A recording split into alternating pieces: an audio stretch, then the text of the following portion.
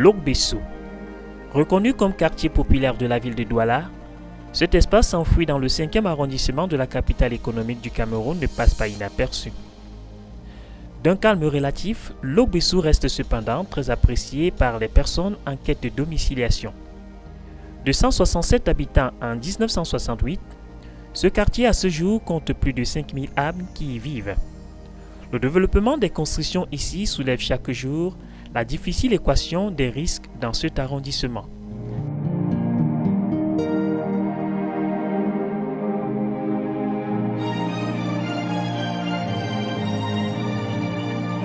Créée en 1993 après le démembrement de la commune d'arrondissement de Douala 3e, la mairie de Douala 5e a mal à son relief. Établie sur une superficie de 210 km², cette ville compte 31 quartiers, 4 villages du canton Akwa et 10 villages du canton Bassa. Sa population d'environ 70 000 âmes, à ce jour dispose d'un espace particulier pour son développement. Avec une altitude comprise entre 2 et 80 mètres, un sol à forte teneur en sable, cet arrondissement en général subit avec impuissance les caprices de la nature. En tête de liste, le quartier Logbesso Carrière.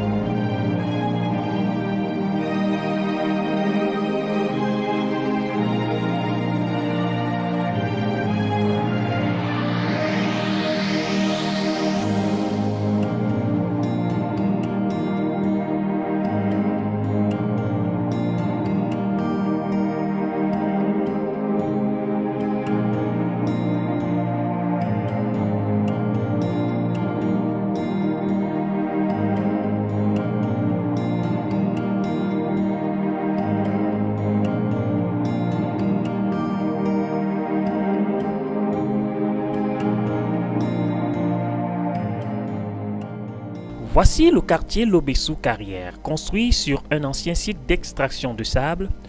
Ce bloc du grand village Logbesso respire la crainte au fil des saisons.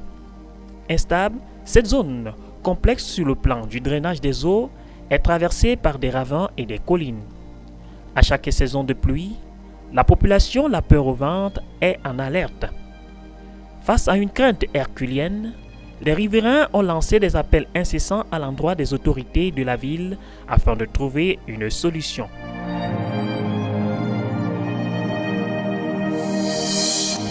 Si l'alerte est donnée après l'effondrement d'un mur au sommet de cette falaise, le malaise pour sa part est plus profond.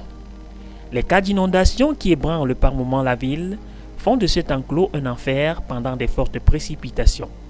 C'est pourquoi, au cours d'une descente sur le terrain il y a déjà quelques semaines, les autorités de la ville ont décidé de passer à l'action. Du sommet au pied de cette colline, plusieurs constructions ont été sommées d'être détruites. De retour de son activité champêtre, cet homme, la majorité bien entamée, raconte au milieu des gravats les étapes de ce qui aurait conduit à une telle situation.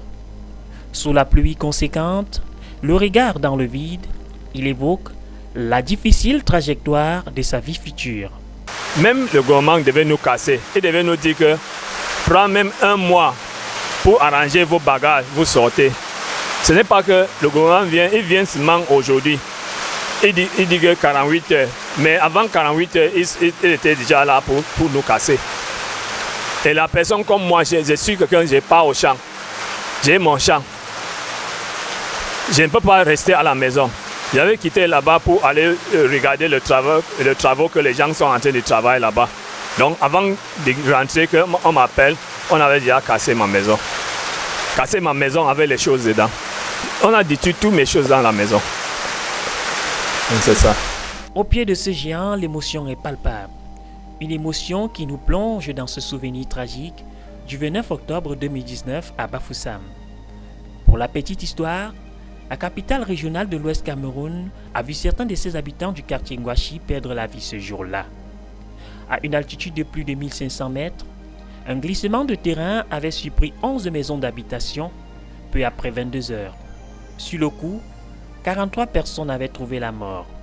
Les recherches entreprises les 48 heures qui ont suivi le drame n'ont rien changé à l'issue de l'histoire.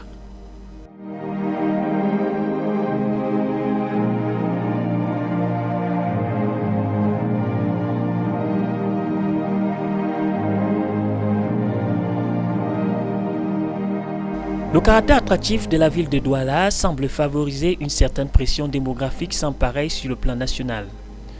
Son ouverture sur la mer et son fort potentiel économique semblent eux aussi l'inscrire au panthéon des opportunités sur le plan local et sous-régional.